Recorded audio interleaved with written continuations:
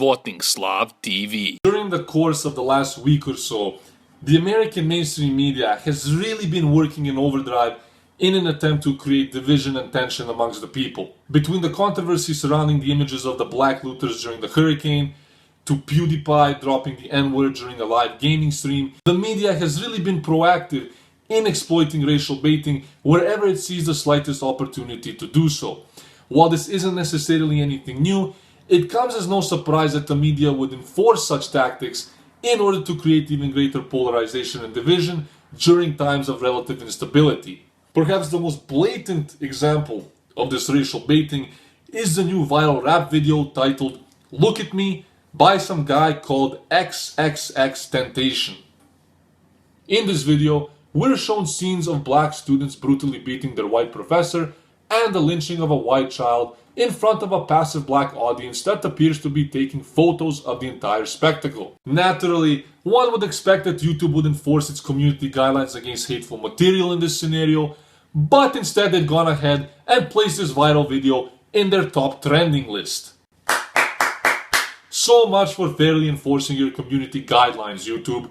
To add insult to injury, the main star of this enlightening masterpiece is none other than convicted felon Jocse Dwayne Offroy, aka XXX Temptation by his rapper name. This 19-year-old Florida resident made his claim to fame after serving 3 years at a correctional facility for witness tampering, false imprisonment, armed robbery, and aggravated battery of a pregnant woman.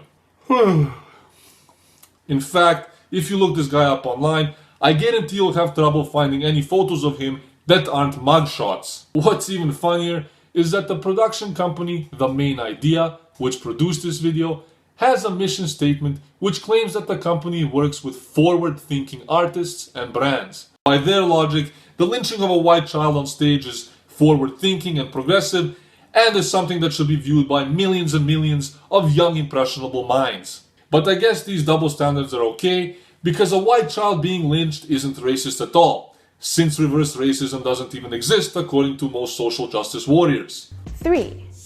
No, seriously, it's not a thing.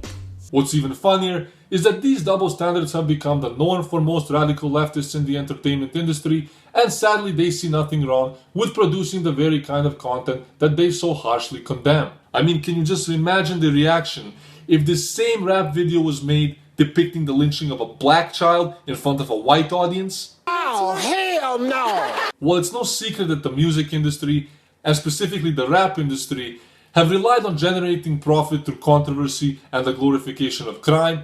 This video goes a step further and sets the precedent that violence and racism towards whites is not only encouraged but also rewarded. The scenes in this video essentially normalize the very destructive, violent and racist behavior that much of the left has blamed on the right in recent times, and is a classic example of the lunacy and hypocrisy of the people in the mainstream media. As we've come to see in recent times, videos such as this serve only one purpose, and that's to divide and create tensions between people through their exploitation of racial baiting. Strategically, the media moguls and elites always push these videos to the forefronts of pop culture during times of heightened conflict and instability. The people making these videos are well aware of just how far their content can reach and know exactly that their negative social engineering is being used to crumble our culture and the young minds that consume this content as well.